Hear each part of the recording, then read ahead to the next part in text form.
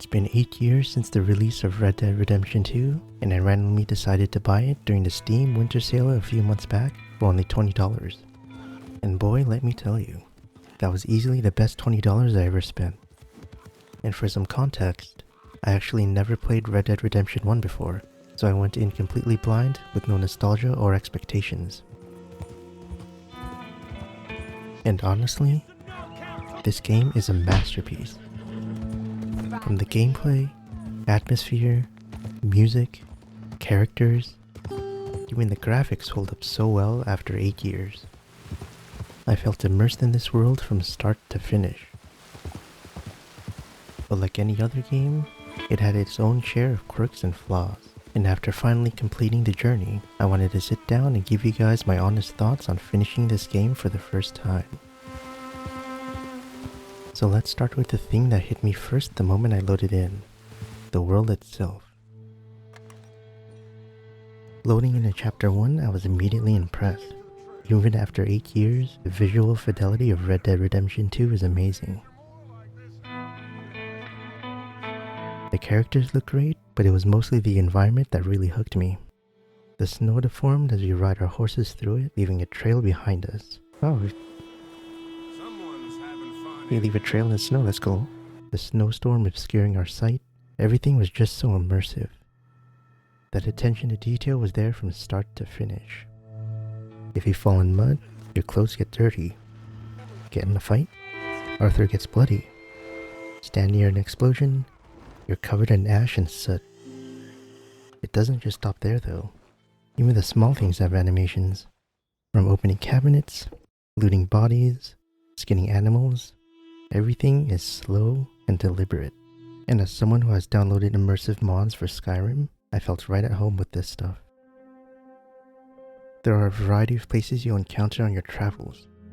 From snowy or rocky mountaintops, dense forests, wide open plains, or murky swamps, to the bustling city of Saint Denis, the lawless Van Horn trading post, and the cozy town of Strawberry. Red Dead Redemption 2 has it all, and it's bustling with activity with lively animals and NPCs who have their own daily routine.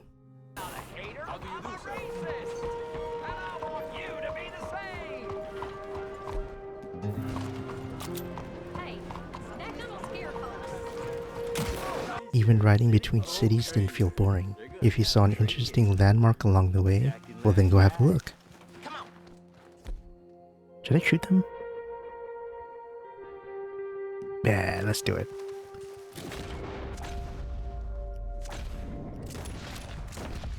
Want to help that prisoner? Go ahead.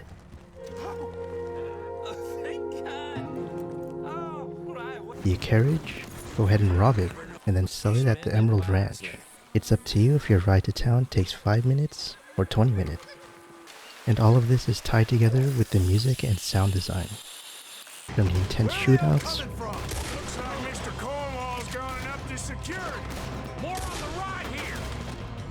where the cinematic ride as Unshaken plays,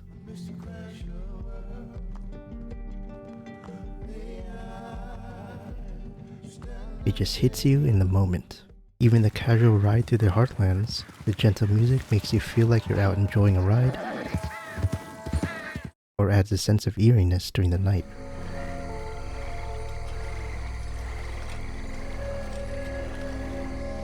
And for the audio design, gunshots sound realistic, but for me, it was the ambient sounds of the wilderness that got me every time. Birds chirping, the wind blowing, rustling of the leaves, all of it just makes me feel like I'm really there. But as beautiful as the world is, it's only as good as the people that live in it. And let me tell you, the Vanderlyn gang is a unique group of characters. And since I never played Red Dead before, I came in knowing no one and who lives or dies. All I saw was a family of misfits.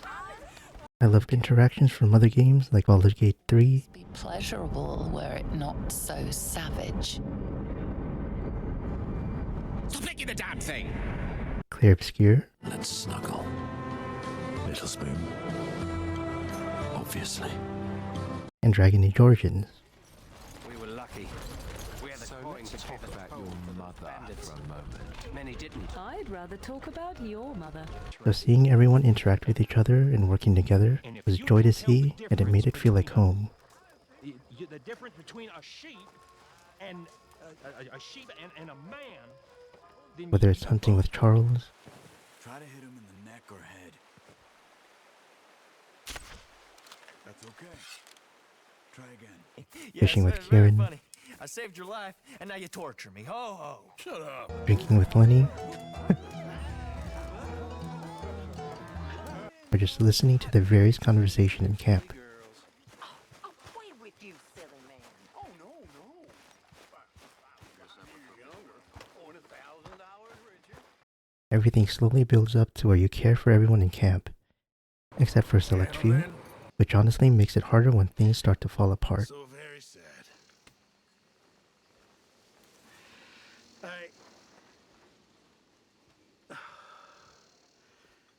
I don't know. Arthur! And of course, there's Arthur Morgan.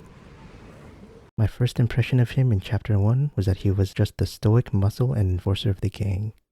But from Chapter 2 onward, I learned there's more to him under the surface.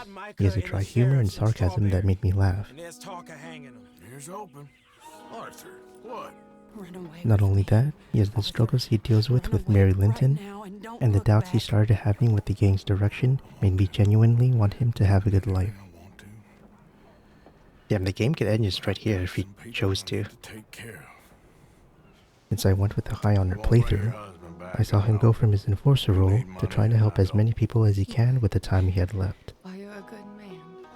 One of the most memorable moments was seeing him open up with Sister Calderon and hearing him admit he's done bad things in the past and that he's afraid of dying pulled on my heartstrings.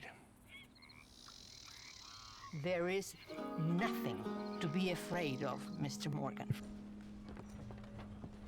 Now, let's talk about the gameplay. Honestly, I would say this is where I felt the game was hit or miss compared to the world and the story. Shooting felt decent, but it was nothing special. You get into cover, aim at the head and shoot, and then repeat until everyone's dead. Or in my case, I shoot hats off of people. The Deadeye mechanic felt kind of like an easy win button, but who cares really? Slowing down time and headshotting a handful of people always felt cool. You spend a lot of time on your horse. Like, a lot of time. I could see a lot of people having issues with the lack of fast travel other than using the camp, but that takes a long time to set up. Personally, I don't mind it too much, but I wish there's more things to do while you ride your horse other than turn on cinematic mode to let it auto move for you. Speaking of, I have the Skyrim brain rot, so I always think I can go anywhere when I'm riding my horse, only to end up sliding down a cliff and face planting.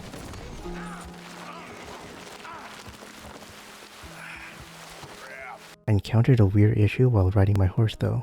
Every time I pressed escape or alt tab, I would ride around in a circle for a couple of seconds, but that was really annoying to deal with. What is my horse doing? Easy there. The one mechanic I barely touched though was hunting. I saw the massive list of requirements and just said nope. The best one? I'll craft all other satchels, okay? Finding 3-star animals and getting that perfect precise kill for pelt felt a little bit too tedious from my first run. Increases carrying capacity of all types of tonics. The crafting items also looked handy, but I made it through the game just fine without them. But hey, the fact that I skipped it all just gives me a massive reason to go back for a second playthrough. Oh, I got it. Oh man, sorry bud. That one I felt bad because it was still alive. Lastly, do yourself a favor and do the side missions. It might seem tedious, but trust me, some of my favorite moments are from the side missions. Wait, this is actually kind of fun. What the hell you pulling here? I choose purple. Find you. No? Green. That's a neat trick. I guess here?